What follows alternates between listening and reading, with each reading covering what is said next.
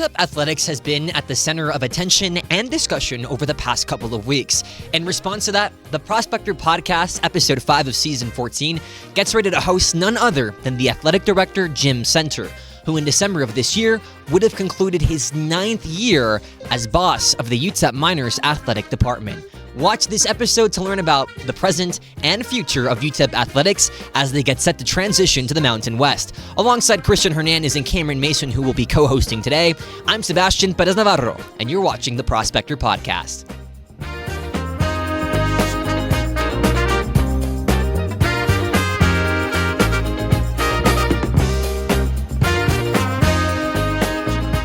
El Paso has always held pride in their athletics in sports, especially having their local institution, the University of Texas at El Paso, sketching its place in history back in 1966. 6 decades later, and in a couple of months, the University of Texas at El Paso gets ready to make the move to the Mountain West on July 1st of this year. And joining episode 5 of the Prospector Podcast season 14 is the man who made that happen, athletic director for UTEP, Jim Center. Mr. Center, it is an honor and a pleasure to have you on the Prospector Podcast.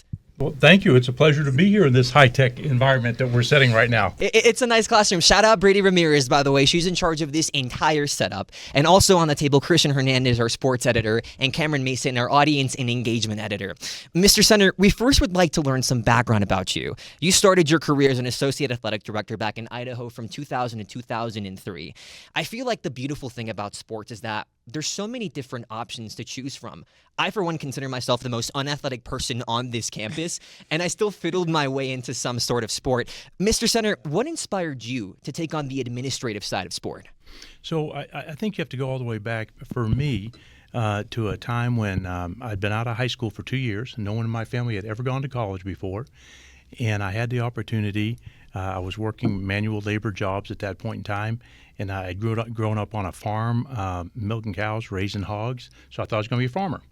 And so I played high school football, just an average high school player on an average high school team, but I had a chance to coach first and second graders in tackle football in my little bitty tiny hometown, which doesn't even have a stoplight. It does today, but it didn't then. And I fell in love with coaching young people. And I got thinking, who were the most influential people in my life up to that point in time? They were my high school teachers, FFA instructors, and my high school coaches. And so I thought, well, gosh, maybe could I go to college? No one in my family's ever done that, so I don't know if I could. And could I go to college and maybe get a degree in physical education and become a PE teacher and coach football? So that's what caused me to start to think about higher education. And it just so happened I was able to I had a buddy of mine who he and I went up to this place called Coffeyville Junior College in Coffeyville, Kansas. He walked on to play football, and the head football coach there at the time said, what's your story? What are you going to do? I said, I want to be a football coach. He said, well, you can help us coach. So I started out as a student assistant. So most student athletes have a 4-year playing experience. I had a 4-year apprenticeship as a young coach learning to coach college football. Did that for 2 years at Coffeyville, 2 years at the University of Tulsa. At that point, I thought, gosh, I might actually be able to coach in college because the aperture to my life and my world was being presented to me totally different, like many young people at that time. And I had the opportunity to go to grad school at Arizona State University and become a graduate assistant football coach. And then I got hired full-time to coach at Idaho. And I coached 9 years there before I transitioned into administration. So it really goes all the way back to, why did I get into college athletics? I didn't get into college athletics. I wanted to just go be a coach and coach young people and work with young people. And when you coach and teach, I mean, so really good coaches are good teachers. When you are teaching something, it doesn't matter what you're teaching. When you do that and the light comes on in your student and they go, and you go, you did it. Sebastian, you just did. Do it again. Let's go. Do it again. Right? And you do it again, and you're grinning, and the twinkle in your eye is there, and you realize you just learned something the coach has been trying to get you to do.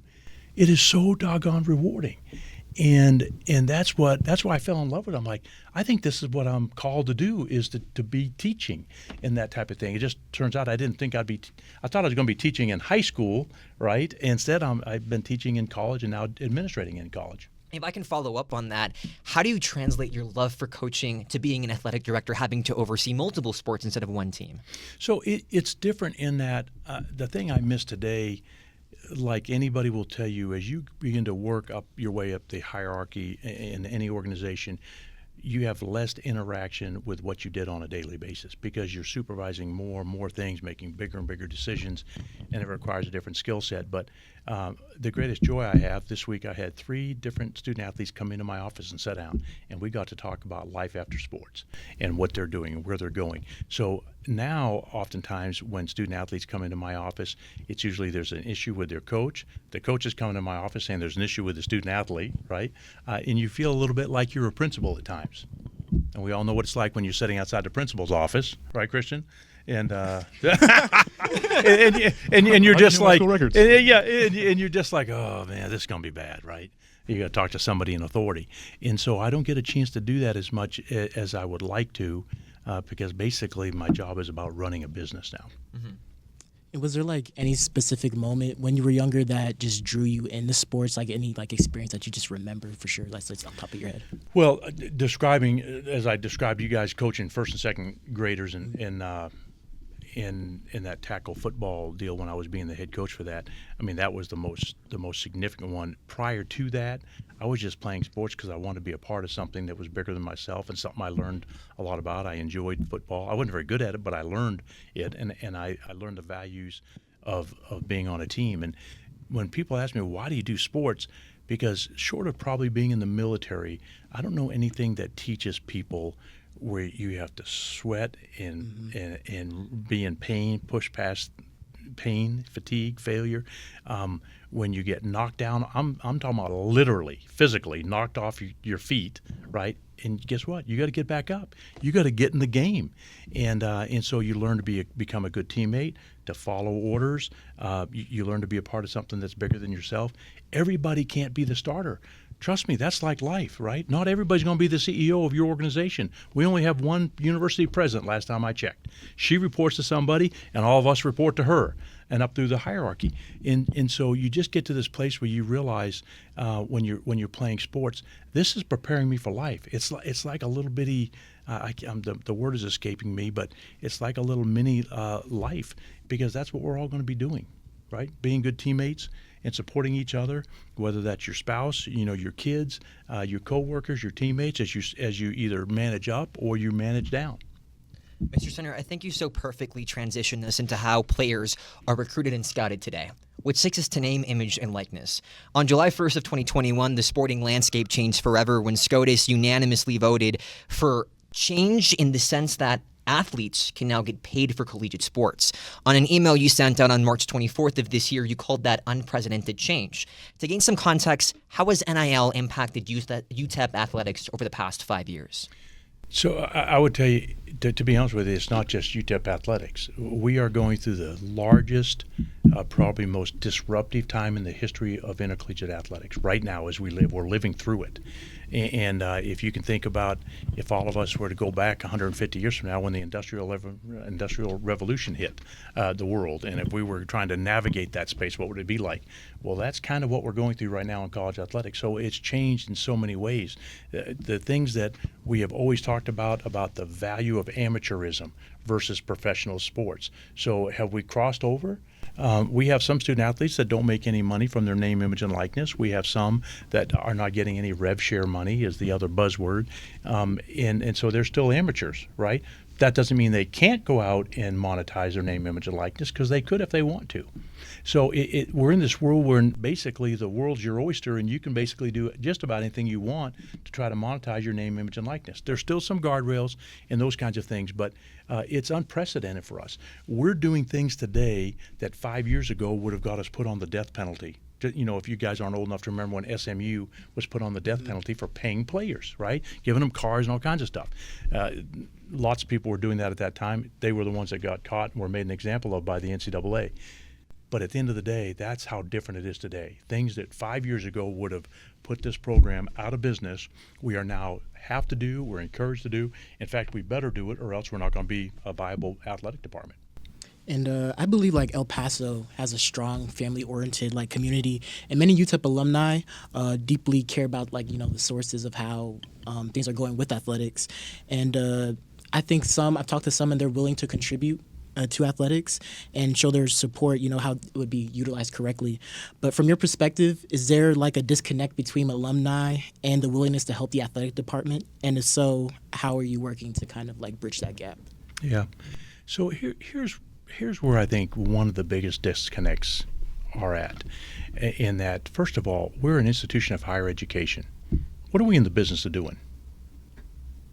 Learning, teaching, right? Sure. If you go to school here, you take a class. I don't care what age you are, but you take a class, and you're learning. In theory, our student athletes come here to learn and get a degree. Could we all agree with that? Most definitely. Okay. They just happen to have to play their sport to get their scholarship and stay here. So the number one thing that they have to do beyond anything else is to do what? Learn.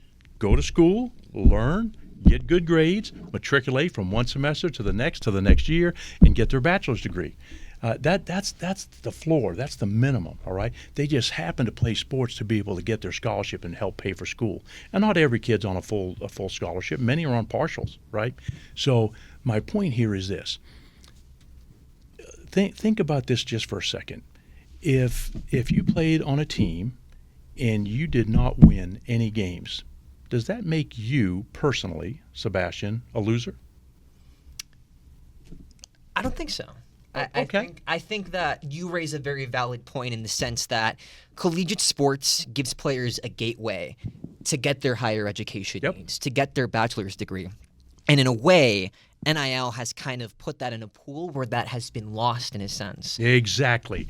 So you're making my point. Cameron, if you were on a team and lost every game, does that make you personally a loser? I don't think so. Kristian? In the sense of the sport, maybe, but I wouldn't want to think that of myself. I want to think that we can stick together about that. That's exactly right. So think about that. We have the world saying, you three guys on your team lost all your games, and you're a bunch of losers. Well, that's not really true. Your team lost.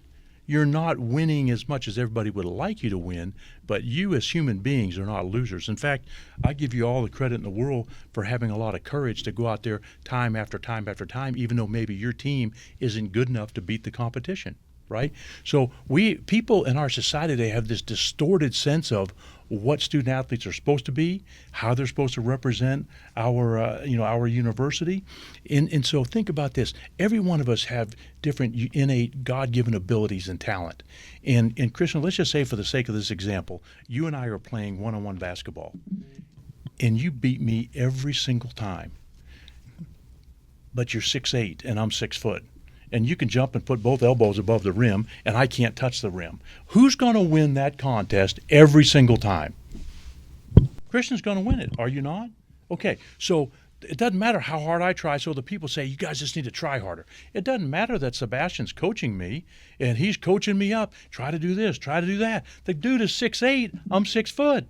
I can't touch the rim. He's got elbows above the rim, right? So now all of a sudden, fire Sebastian, hire Cameron, because Sebastian doesn't know how to coach little Jimmy Center. You see the point here?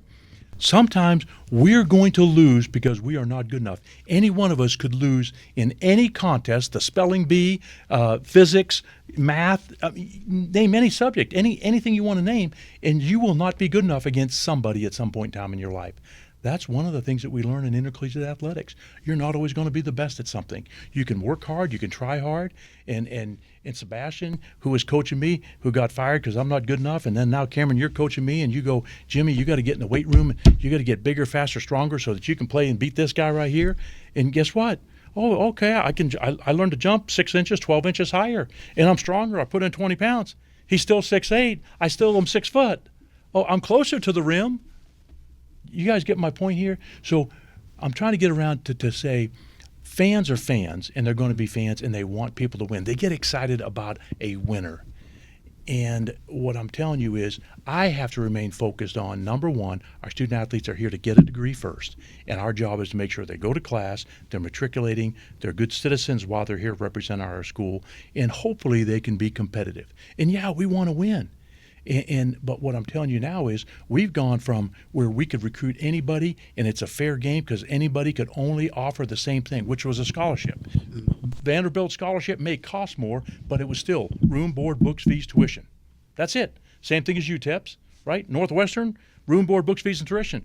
Vanderbilt and Northwestern could both cost $100,000 a year to go to school. It costs $26,000 to go to UTEP, right? It costs $30,000 to go to UTSA.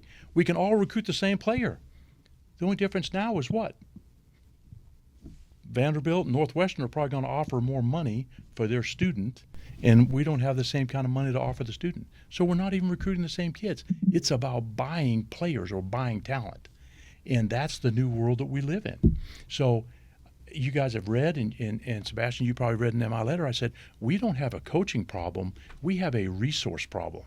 We need more money to go buy better players than the ones that we're playing with. And I love the kids we have, but many of the kids we have might be the 6-foot Jimmy Center playing against the 6'8" Kristian. And we're still competitive. If we win 50% of your games, you're pretty competitive.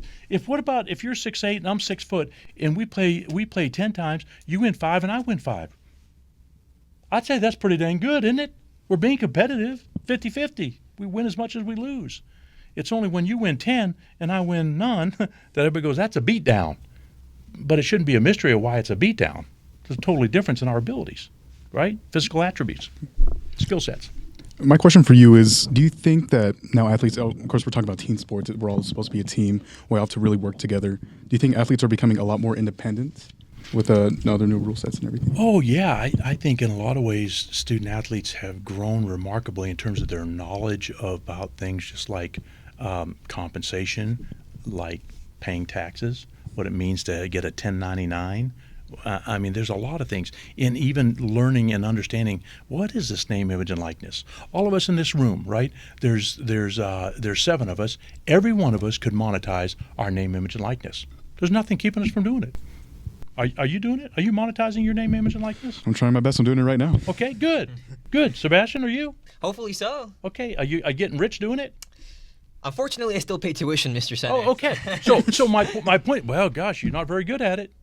You're not making money. You must not be very good. Well, you're just starting. But I give you credit for the fact that you're trying, right? Our lives are going to be about trying new things. And guess what? We're not always going to be successful. We're going to fail probably way more than we ever are being successful. But I'll take that person who's in the fight, who's trying and giving it their best, rather than the person who sits on the sideline and critiques all of us and about how well we're doing, because they're not in the fight. They're not doing it. And in fact, they'll criticize all of us, and they'll do it anonymously. They don't even have the courage and the conviction to put their name beside something when they want to make the comments that they make about other human beings. Mr. Center, I think, first of all, this gives me a chance to give a really good personal anecdote about the Jimmy Center versus Kristian story. Because, Mr. Center, that was reality. Kristian taught me how to play basketball over the summer. And I think our record is 20-1. And this is too close to home. This You had to make sure. I was Jimmy in this instance. but that's because of my basketball skill or the lack thereof. Let's transition to football. Yeah. UTEP football has a legacy, and that was shown specifically in Super Bowl 60 over making championship caliber players. I think of Jeremy Springer, a former linebacker from UTEP that played in 2007 to 2011, who was a graduate assistant working with special teams and the defensive line, who was the Patriots special teams coordinator in this past Super Bowl. And then we have Super Bowl champion Tyrese Knight, who was drafted in the 2024 draft by Seattle. He was a minor from 2020 to 2023. What is the meaning of having UTEP representation at the Super Bowl, and what does the process of scouting these hidden gems look like from a scouting and administrative perspective? Well, certainly, whenever we know somebody that has gone on and had a lot of success, it's a sense of pride for us, right? It kind of validates, we too can have good players. We too can have Super Bowl champions. Everybody wants that, and we all love that. And it's good for the school, just like, if you were to name, if we had Nobel Peace Prize winners who are alumni from UTEP, we'd have their name and face and picture, and we'd all be talking about them all the time, right? So it's no different in athletics. So when we have people like that have gone on and accomplished really cool things and done the same kinds of things that they're doing, I think of Andy Reid, who coached here at one time under Coach Stahl. And how many Super Bowls has that dude won in Kansas City, right? I mean, so there's a lot of people, and you can go in the Larry K. Durham Center and look on the walls and see the number of student athletes that have gone on to have great careers and been very successful in professional sports. Same thing in Foster Stevens for basketball, both men and women, and it makes all of us feel good. So now think about this. So if all of us are going to choose a school, and that has been our number one goal, is to go play professionally, would you go to some place that never has had any success in producing those kind of players, or would you like to go someplace where they've produced a lot of them? Because subconsciously you're thinking, if I go to the place that's produced a lot of them, they're probably going to make me a product of that same environment, right? Or I can learn, have the better chance versus some other place. So yeah, that's important to student athletes. It's important to their parents. What I see more and more now, though, is it's less about facilities. It's less about history and tradition. It is more about how much are you offering me to come play for your school. So I'm going to use this little analogy real quick. I might take up all the time we have just telling you guys stories, but think about this for a second. The four of us all have a budget: $500,000, $250,000, $100,000, and $40,000. 50. Let's give you $50,000, Cameron. And by the way, we're going to go to a car lot where you can pick out any car that you want, but you have a budget. Okay? And I just told you what the budget is. It's got all the cars known to man. They're all on there. Here's the one thing I forgot to tell you. We're going to have a car race when we get done. Who do you think is going to buy the fastest car on the car lot? Give me an example of what that car might look like. What that car might look like in 86 Monte Carlo SS. Can I get that? Oh, wow. Okay. Well, then I'm going to go ahead and I'm going to buy a Ferrari with mine. A Ferrari? Yeah. Okay. Because I think I can get that for $250,000. I think I'm going to beat your Monte Carlo, but that's all right. What are you going to get for your $100,000 car? With gas prices, I'm sticking with my 2018 Ford Focus. Ford Focus. Cameron, you got $50,000 to buy your car. I'm gonna give me a GT Mustang. GT Mustang. Use GT Mustang. GT Mustang. All right. So, you guys just heard 4 different vehicles. Which car do you think is the fastest? I think I bought it. That's up for Monte Carlo SS? Yes. What's the top speed? Top speed? I can make it whatever I want. I have all the budget I need. Okay, I can give a real answer. I can give a Ford GT if I can really buy that. Do you guys see my point here? So each one of us represent a school. And you can put my phone out there, and that represents the player. And we all have a budget that we have to live with. And that's all you have to spend on getting that player. Well, those people with the biggest budgets are going to be able to buy the best car in the car lot. Proven players, proven cars with proven top ends and performance. And those people who don't have that money are not going to be competitive on that player. And so budgets have a real impact now. That isn't the way it used to be. It used to be we could all recruit that dude, right, or that young lady. That's really not even the case anymore. You can call and talk to their agent. They go, hey, listen, this kid ain't even going to talk to you because he's in the range of $500,000 to $750,000, or $750,000 to $1 million, or $100,000 to $200,000. So you can't even talk to the kid. That isn't the way it used to be here. So this goes back to why I say we don't have a coaching problem. Coach Sebastian isn't a bad coach. He doesn't even have the ability to ante up and get in the game and talk to the player to recruit him to start with. That's what we're dealing with now. That's why we need as many people to help us. By the way, that doesn't mean we're not still paying for scholarships. We are. So really what we've seen is inflation at a really, really high rate. You could almost say a triple-digit rate in the last couple of years with the advent of the transfer portal, the transfer rules changing, and NIL, now the house settlement coming along with rev share.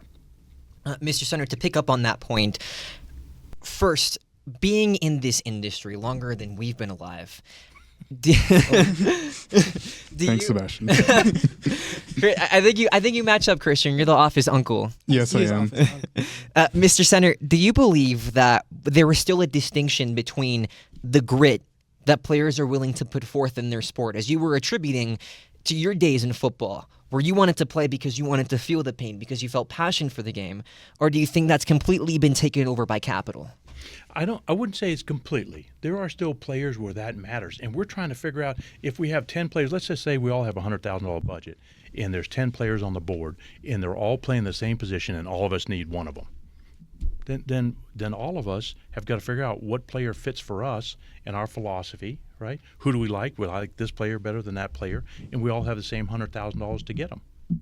Okay, so that's where it still makes a difference. We're still looking for players that have high IQ, are highly motivated, are good human beings, really want to get their degree, have grit, determination, good team players. We're still looking for those players, but at the end of the day, what we see more is how much you're going to pay me. And there's different ways to get that done. You can have your agent asking that question on your behalf. You can have moms and dads sitting there saying, well, okay, hey coach, what's my son's NIL opportunities? That's code for how much are you going to pay my kid? And so when they're comparing all the offers, right? So you offer 20, you offer 40, I offer 60, and Kristian offers 80. And if we all want the same kid, who's going to get them? The guy generally offering $80,000, and you can't blame young people. You all are all going to leave here and go get a job someday. If you have two exact jobs, exactly what you want to do, you're probably going to take the one that offers the higher salary, unless there's some other unique aspect to what they're offering, right? That could be different. Maybe upward mobility, corner office, hybrid work schedule or something. There might be something else that would shift it, but most people will gravitate to the higher salary when all things are equal. My question is, what is your ideal NIL deal? Do you think schools should be offering money out of hand, or do you think it's right for athletes to be able to be part of NIL? What would be your ideal way of having NIL? So I have always felt like it was unfair for student athletes to not be treated like the rest of the student body. And so you and I are student athletes, and we're in the College of Business, and we're both finance majors, and those guys are in the College of Business, finance majors, right? They could go out and give golf lessons and sell their paintings. You and I couldn't do it. Why? Because if we sold anything or made any money related to our sport, then we were considered a pro, and we're no longer an amateur, so we lose our eligibility. So in that regard, we weren't treated the same as our fellow students. So the pendulum has been too far over here restrictive for us. And finally, so I think that what I'm trying to say is I think it makes sense for it to have been over here where there's balance in the middle. The only problem is, and everybody, we all knew this, this isn't about lots of players. You can say anything you want. This isn't about student athletes monetizing their name, image, and likeness based off of their true valuation. This is based off of pay for play. So the better you play, the more money you're going to make. The more higher demand or the position that you play is going to drive the revenue lines. That's what's different. So I'm actually in favor of legitimate NIL opportunities for student athletes like every other person on the planet. Unfortunately, that's not what we have. We have a pay-for-play model and system that really has been fabricated as a result of the House settlement, which goes all the way back to 2016, and the House settlement that was basically ratified, I think it was June 12, 2028, and came into being July 1. Shifting to more like a personal question, I grew up playing here locally, and I've seen like the first-hand level talent that's in the 915. And so from your perspective, how much of a priority is it to kind of keep that type of talent here at UTEP, or is it a priority at all? Well, the priority is to find the very best student athletes that we can find that fit our culture and are good enough to compete for and win championships. That's what we want to find. And they may be here in El Paso in the 915, or they may not be, right? I wouldn't say that this is an overly recruited geographic location, right? And I think if you look at some of the best programs around America, they tend to be around places where there's an abundance of talent. We don't have an abundance of talent here. We get some good players every single year, but there's not an abundance of players just sitting around, not getting picked up and getting recruited by anybody. So that's challenging for us. Mr. Center, when we talk about recruiting, Coach Walden has brought in the top 2 recruiting classes of CUSA in his first 2 years. Mm-hmm. Coach Walden is also one of the most amazing people that I have gotten to meet as a student. I've seen him riding around in golf carts occasionally. I had the pleasure of sitting in front of him at an AEW event, and he felt as though he was my uncle. Coach Walden has become a prominent figure in the El Paso community, whether it be at pep rallies, whether it be for UTEP football, or extending himself outside of this space. He also donated 10% of his salary, which is roughly $80,000, to UTEP's total revenue share.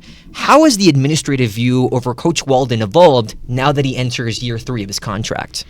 Well, so first of all, when Coach got here, what everybody has to understand, what happens now is when a coach leaves or a coach gets fired, when we told Dana Dimley we weren't going to renew his contract and he wasn't going to come back for another year, what happens is all these players basically leave. It's almost like your entire team leaves and you have to start over, and that's exactly what Scotty Walden had to do basically. And there was still a few good players left in our program, but the majority of them left, and so he's been building. The first recruiting cycle is almost a wash because you really don't have time to build a portfolio of players that you recruit over a period of time. You just get the best players you could possibly get at the drop of a hat, and then you get year 1 done because you need them just to get into spring ball and get your first year done. It's really the next 12-month cycle that you start doing it, and he's done an amazing job. And Scotty Walden, I believe with all my heart, is going to be very, very successful. And he is he's passionate. He gets people to believe in things that maybe they otherwise wouldn't believe in, and his staff is the same way. They're doing a good job of evaluating talent, and I believe they're going to get it done here. I really do. And so he's great. He's great externally.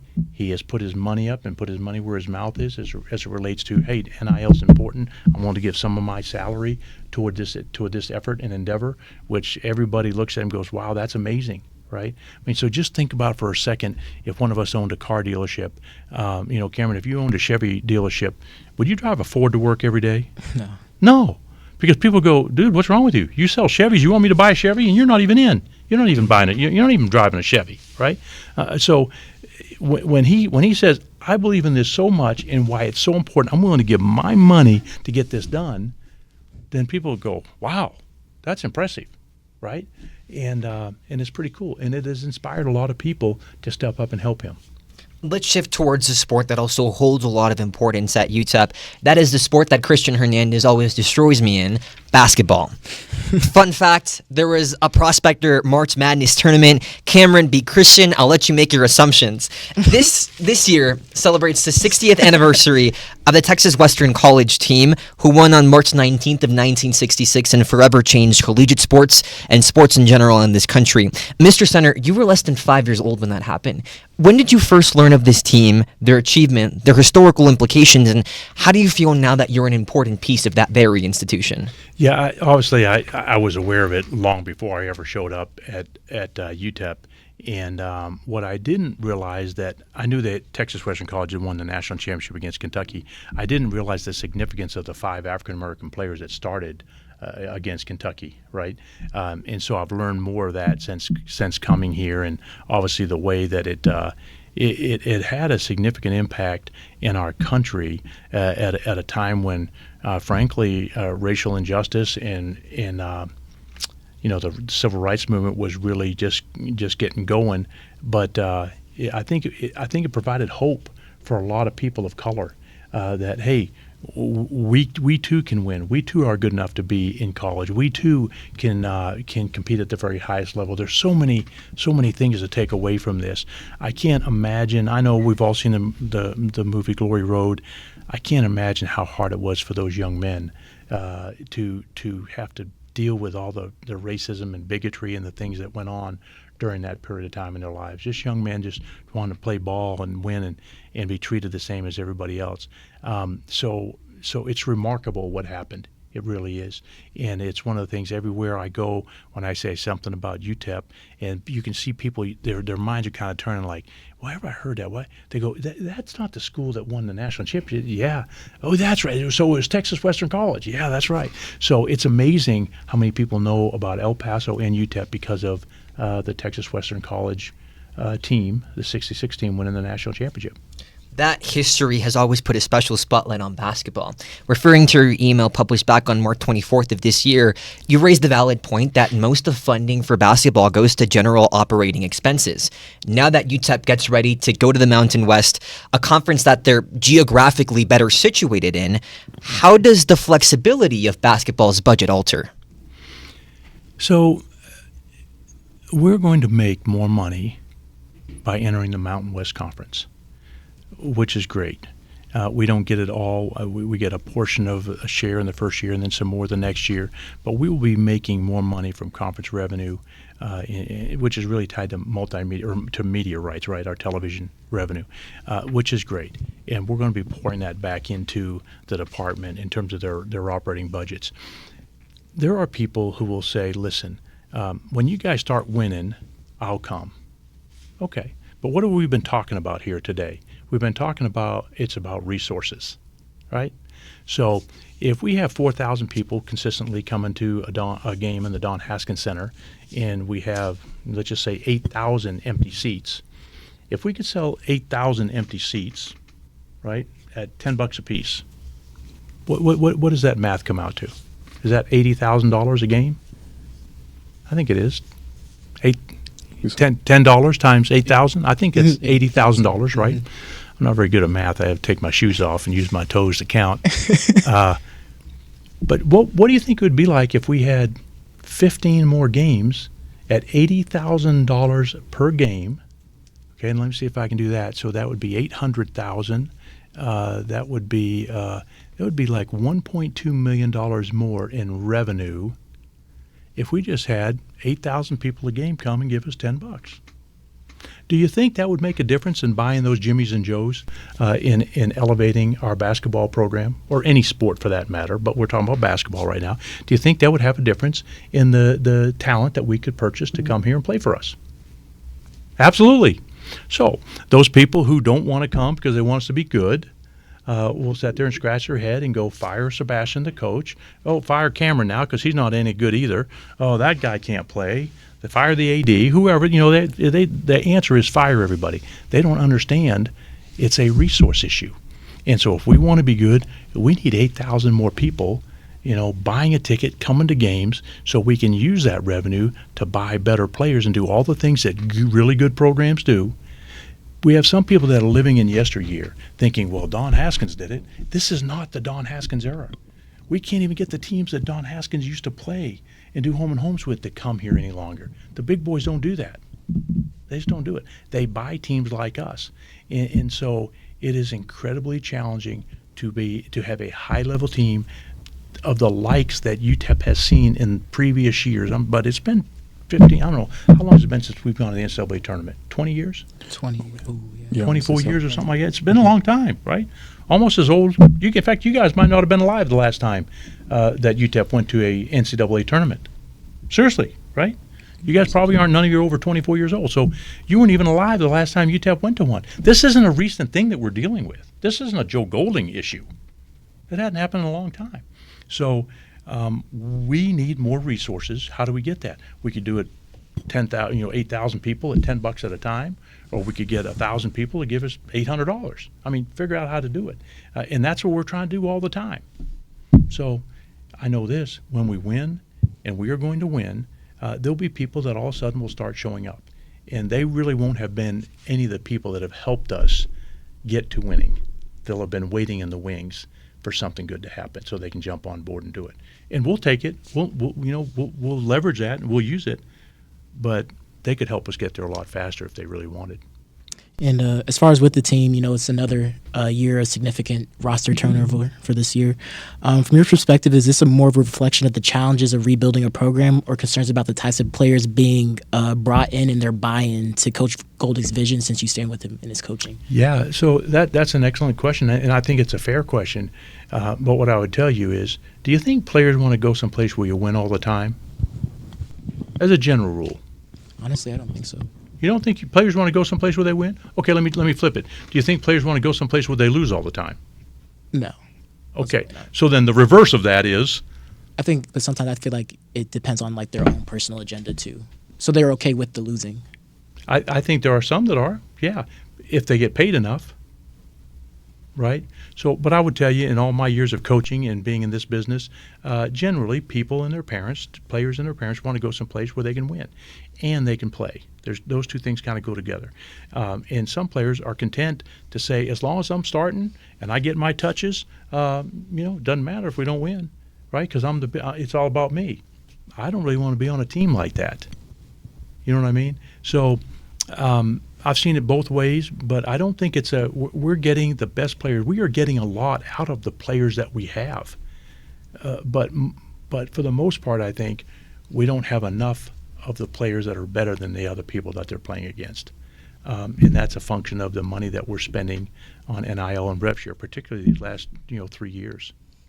I think that's a great point, especially with Conference USA. I looked at some of the records for attendance records that for every team in Conference USA, especially for basketball, they were lower in attendance like that. And Mountain West, they're really high in attendance. But let's take away rev share. Let's take away, all that. And let's just focus on winning culture. What do you think it takes to really make a winning culture and to have players and coaches and just the fans to be really behind you guys on that?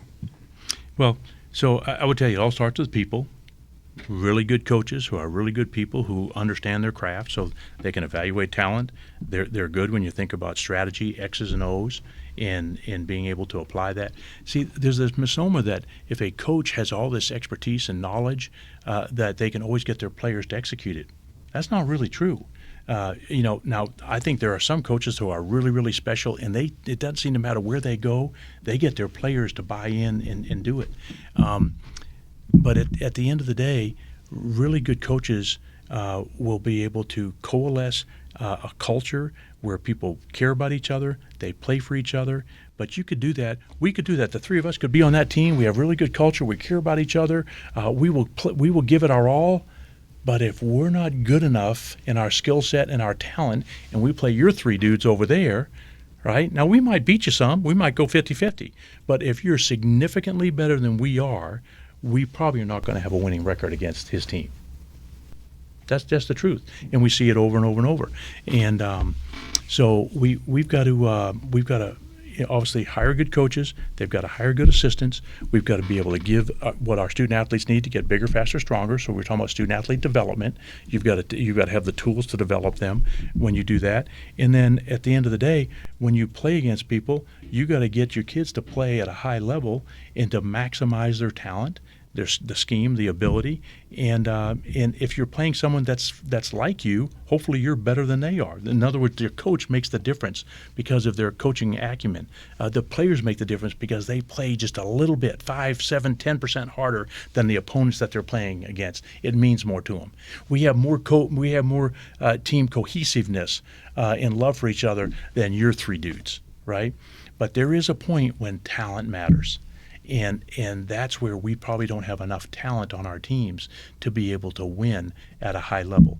And I think what you'll see is you'll see teams that'll be really good one year, and because of the transfer portal, they're all going to lose them. And the better you are, the more everybody's going to go cherry pick your team, and then you're going to drop back down, and then you're going to try to find them all over again, and it'll go up and down. I can show you all kinds of examples of that. And the other thing is, if a coach wins, a coach is going to leave, and when they leave, they're going to take a bunch of your good players with them, right? On the point of fan engagement, there was a lot of times that I can recall. Football season opener, Veterans Night for UTEP basketball, where both Don Haskins Center and the Sun Bowl were filled up with UTEP fans. But when we traverse into the world of online and interpersonal discourse, there have been a variety of fans that have stated that they believe that the game day experience isn't accessible, citing prices in commodities such as ticket prices. From an athletics and administrative perspective, does the department believe that there are some barriers to entry that can be lifted? No. 100% absolutely not. You know how I say that? Because every single basketball game this last year, you could buy a ticket for $9.15. Cheaper than going to Chipotle, cheaper than going to the movies. Pick anything else people go do for 2 hours in Division I college basketball. So, no, that's not the barrier. You can buy a season ticket at UTEP and sit in the end zone for about $75. It's been that way since I've been here. Six home football games. So what's the cost there? Right? Less than $10 a ticket. So my point here is when you hear people say that, what they're saying is, I want a $10 ticket or a $7 ticket, and I want to sit on the 50-yard line. I want the best seats in the house at the most reduced price. We're not going to do that because we have other people who have paid the full rack for their room, if you will, using that analogy, and we're not going to let you get it for free, basically, when somebody else has paid $25 to $50 a ticket. That doesn't seem right, because if we're going to do that, those several thousand people who pay the full rack rate, we might as well just discount their ticket too to $9.15 or $7.50 or $10. So we can't do that. We just can't do it. So the people who say that there's a barrier to entry with the price of our tickets, they don't have all the information and they don't know the facts. Transitioning over to volleyball, a department in a sport that has had numerous influence because of the hire of Ben Wallace. Mr. Center, you made that hire. Since then, Ben Wallace, who was hired back on December 19th of 2018, has gone 141-64. He's clinched the CUSA regular season championship and 2 consecutive NCAA tournament appearances. Both of those were at-large bids. You have a background in coaching. What do you look for when you're making these coaching hires? Yeah, so first of all, kudos to Ben. I mean, he has done an amazing job. We had been struggling in volleyball, and maybe we're one of the worst volleyball teams in the country for quite a while. And we hired the right guy with ties to this region. He had been an assistant for a long time, was at a very successful program, and had seen how it had been done when he was at New Mexico State with Mike Jordan. And we give, Mike Jordan is one of these Hall of Fame type coaches, done a great job at New Mexico State. And Ben was the right person at the right time. He's hired a good staff. And student athletes like him, he hires a lot, or he recruits a lot of student athletes that maybe are overlooked by other people and develops talent. He's doing just a great job, and kudos to him and everything that he's done. Because of his success, obviously we have more and more people that are stepping up and coming forward to help us with projects that we need to do there, and which is really cool. We're going to do. We did about $1.7 million on the renovation of the locker rooms and for both indoor and beach and their team room and those kinds of things. That was a conversion of space in the Memorial Gym. And then most recently we've announced we're going to do about a $1.6 million renovation of Memorial Gym proper and the lower bowl with new seating, new Terraflex floor, lights, audio. We put a scoreboard in up there. So anyway, it's really exciting right now. So Ben's doing a great job. But Ben embodies all the things that we're looking for. I mean, it's energy, it's coaching acumen, it's having a person who we trust their values, right? I mean, your values got to align. He does a great job of making sure his student athletes do the right thing in terms of being successful in the classroom. And our other coaches, even though they're not winning, are doing all those things, right? We just haven't seen the results yet. Division I volleyball at the very highest level, let's just say probably the top 50 programs in the country, NIL is becoming a bigger and bigger factor in college volleyball. We haven't seen it as much because Ben's recruiting a different type of kid, but it will gradually get to this level as well. And I know around this whole entire podcast, we've been talking about, resources. So when it comes to resources, and Coach Wallace may have his specifics of, how you mentioned player development and all that. But from your perspective, what are the key ingredients to sustaining such a great volleyball program that's been going on these last few years? Well, to sustain it is doing exactly what he's been doing, right? He's got great positive energy. He's got a good staff. He knows what he wants to do and how he's going to do it. He's a good evaluator of talent. He continues to get and receive more and more tools so that our job looks better to an assistant that he's going to hire or maybe recruits that we're going to recruit.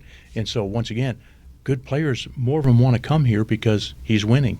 And now we also have the other component to this that we can add is we're going to the Mountain West. The perception is that the Mountain West is a much better league than the league that we're coming out of. And I don't say that in any way to be disparaging to Conference USA. It's been a very, very good league. It's been a good home for us. And unfortunately, we haven't won enough in that league, right? And I keep trying to tell people, from the day I showed up here, everybody said, when are we going to get in the Mountain West? We got to get in the Mountain West. Well, we're here. We're finally here. But if we don't have more resources and we don't get more people involved, we're not going to have, or we're going to have the same kind of results we've had in Conference USA, frankly, right? And so it can't be just, we're getting more money from the Mountain West. That's going to solve all of our problems. That's just a starting point. we need this community in El Paso and our alums and the people who love sports here to get behind and invest in this university, because I can show you all over America where it's the same thing. It's a resource issue. And so when it comes to alum, what responsibility does the athletic department have to really bring that vision to the community so that you both can see eye to eye? Yeah. Well, I don't know if we'll ever see eye to eye. All we can do is tell our story and try to inspire people to get behind us and help. And I mean, I've been doing this a long time, and I'll just tell you, there are some people, no matter what you say, they are not going to give you any money, and they're not going to get involved. It just doesn't matter. Okay, that's their preference. I mean, you could try to sell me on something that I don't like and don't care about, and I'm not going to give you any money either. So I get it. I mean, I understand that. But I wonder, with a community of 750,000 people, more or less, are there not 10% of this population on any given day that doesn't want to be involved or go watch, sporting events? And once again, going back to, do you believe in higher education? Do you believe in student athletes? It's pretty interesting. We're talking about, some people will talk about, well, I'm not going to go watch them. They're not any good. Or they're a bunch of losers. Or that program loses. Would you say that if that was your kid out there playing on that team? Unless you're a really harsh parent. I am. No, I'm joking. Well, most parents aren't going to say that. They're going to say, my kid goes out there and plays their heart out. They go to every single practice and lay it on the line. My kid does the very best, and he gives every bit of his energy and passion to his team. That's what most parents would say, right? And if you don't, you'd be a really weird parent, right? And so my point here is, we need more people to look at our young people like they were their kids, right? Cheer them on, celebrate them. Don't worry about the opponent. Cheer on your kid. Celebrate your kid. Tell them that you believe in them, that they can do it. We're behind you. That's what we all need. Is there anybody that doesn't want that in their life? We all want it. We all crave it. We all need it. But we live in a society now where everybody wants to tear everybody else down. And they do it through social media. I think that's a great point, as well as, budgets for each sporting program, volleyball getting a $1 million donation by one single individual, and then having $1.7 million. Mm-hmm. How often do these budgets fluctuate every year? It seems like they do. Well, you're talking about two different things. Mm-hmm. So doing a capital project, we're trying to raise money every single day just to keep the lights on and pay the bills. And so the budget has been relatively consistent. We have had to make cuts at different times when the campus says, hey, Jim, we're not going to be able to support you at the same level, and we have to make cuts, then we make cuts. It would be no different than any of us in our own personal budget. If you have a two-person family, both people work, and one person lost their job, are you going to keep spending the same amount of money that you had when you had two incomes? No. What would you do? You would cut some stuff out, right? Our business ain't any different. If campus can't support us at the same level, and they say, well, Jim, you got to cut some stuff, we have to cut. And that's what we do, right? Now, we try to lessen that impact by going out and raising money for scholarships and all the other things that we do. But so our budgets have been fairly stable. It's when we have projects. The state of Texas, you cannot use any tuition money in any general education dollars for intercollegiate athletics. So that's one of the things that's different about any UT system school or any public school in the state of Texas. If you just noticed, just across the border over there, I think New Mexico State got about $29 million from their state legislature. $19 million in I could be off a little bit, but about $19 million, I think, for athletic facilities, and about another $9 million for their operating budget. We've never got that. We will never get it, because that's what's different between being in New Mexico and being in Texas. So when we do projects, we have to raise all the money. So that's hard. We're so blessed, and I feel very, very thankful that Dr. McFadden made his $1 million commitment. It was just amazing. But his giving inspired several other people to step up and make six-figure gifts and get us over that threshold. One of the challenges when you're fundraising is oftentimes, if I were to say, Kristian, would you give me $1 million? And you go, oh, man, that's a lot of money. My wife and I have never made a gift that big before, but yeah, we could do that. And then the next thing you say is, well, listen, Can I spread that over 5 years? Oh, okay. Well, that'd be $200,000 a year over 5 years. See how quickly I did the math there? I'm like Einstein. $200,000 a year over 5 years. That's great. The problem is, the thing that we're going to build for $1 million, 5 years from now, when we have all your money, is not $1 million anymore. It's $1.5 million. So when we want to try to build something, we've got to get enough money in the door to actually hire a contractor, get an architect, and pay the contractor to do the work. And that means, God bless you for saying you'll give us $1 million, but we only got, as far as we're concerned, we got $200,000 toward the $1 million project. Now we got to keep asking for money until we finally get enough that we can actually start the project and pay for it, and campus will sign off on it and know that it's coming. That's the really hard part for us. And we have a lot of buildings.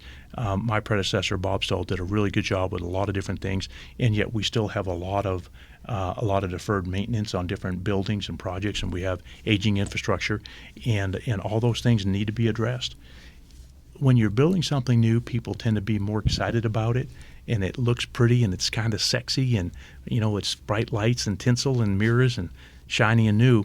If I said, hey guys, we want to renovate all the bathrooms in the Sun Bowl Stadium, who would like to help us with that? No one's thinking about that, right? But we cut those out when we did the renovation when I first got here, because it was $5 million to replace fixtures and do all the stuff in the bathrooms. I'm not saying that that is not needed, but for the most part, I haven't had people tell me, I'm never going to the Sun Bowl again until you change all the urinals or all the toilets in the Sun Bowl Stadium. That's not what they say. Now, they'll say, I hated the parking, I didn't like my seats, the food was terrible. They'll tell me all these other things, but they're not saying I won't come to the Sun Bowl. Right? There's going to be approximately 45,000 fans come to BTS and watch a concert, right? On the 2nd of May and the 3rd of May, and those tickets sold out in about 30 minutes. The bathrooms aren't seemingly keeping them from going, but they need to be done. But how do I do it? If I don't have the money to do it, how do I do it? I got to try and raise the money privately from donors. And when you're trying to sell those kinds of things, it's not very sexy, and most people don't want to help you with those. And then you talked about budget cuts, and that reminds me a bit about women's tennis, getting cut from that. How hard is that to make that decision where you just don't have the money, and I'm assuming you have the final say on that as well. How hard is it to say at certain points that this stuff just needs to be cut and we need to save money right here? Yeah, it's very hard because you're looking at. We have 8 student athletes, 9 student athletes, and there are 2 coaches that are sitting there, and they were not expecting that when I called them in. And when I told them what we were going to do, it would be like anybody who basically loses their job. If you think things are going good in your job and life's good, and I call you in and say, hey, Cameron, we're going to let you go today, and you're like, I mean, it's a shock, right? What did I do? So you have all these questions and all the emotions, which I totally get and understand. There's usually no really good way to say you're losing your job or we're cutting the program. I have empathy, right, for that. I don't like doing it. That's the first time in my career in 45 years I've had to do that. And it's really hard to look at those young people. One of the things we did say is, for those of you, if you want to transfer, obviously you can. We're here to help you do that in any way, shape, and form that we possibly can. If you don't want to leave, then we will continue to honor your scholarship so that you can graduate from UTEP. So that's the best I can do, right? At the time we had to make that cut, basically I had to cut $1.1 million from our budget. That was about $600,000 of that $1 million. So, okay, where am I going to go get the other $500,000? I got to look at every single budget line across the spectrum and figure out where we can start to cut things back and take things away. Like I said, using the analogy, if you have a two-person income in your house and one person loses their job, you start making cuts, and they're tough.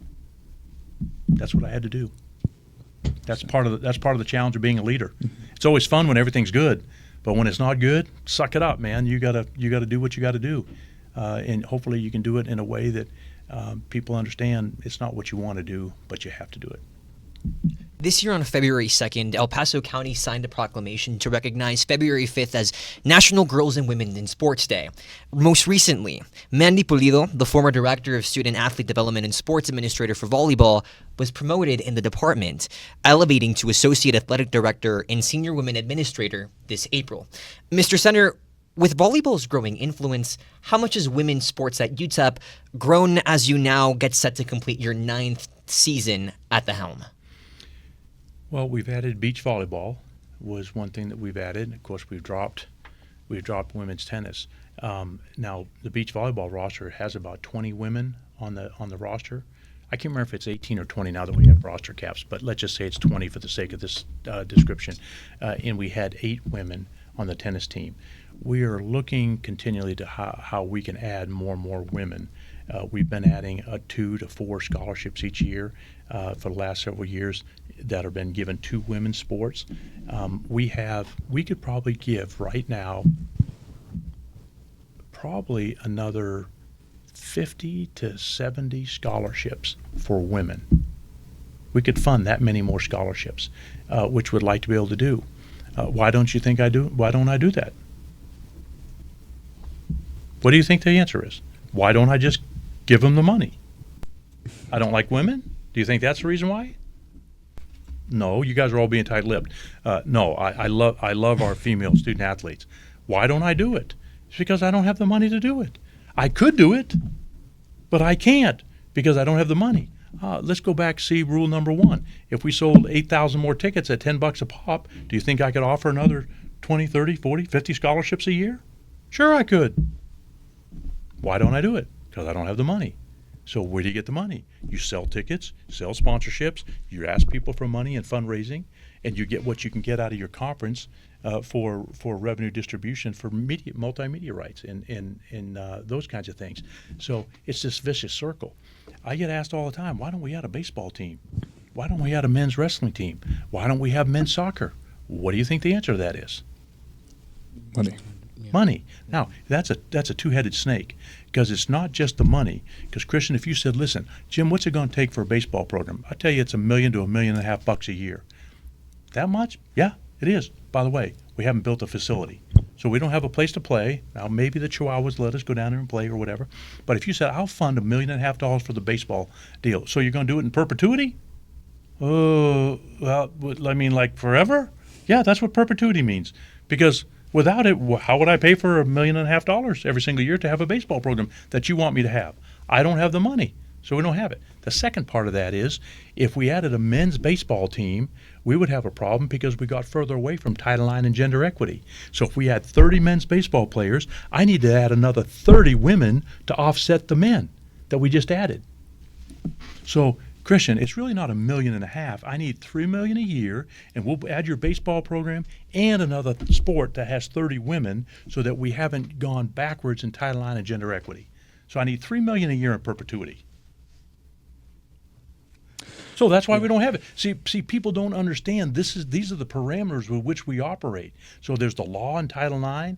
There's the gender equity piece, and the other thing is, it's one thing to say this is what the sport costs to add, but they haven't added up. How many more athletic trainers do you need? How many more academic advisors? How many more strength and conditioning coaches? How much more do you need? It just goes on and on and on. And now we get a chance to say, by the way, that doesn't account rev share.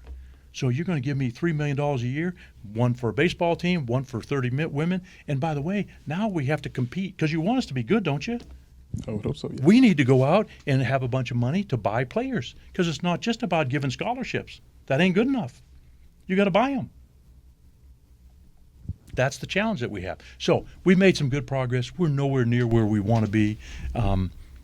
If we were selling out the Sun Bowl every game, we were selling out men's and women's basketball games, we would have more money to do all these things that lots of people ask us to do and want us to do.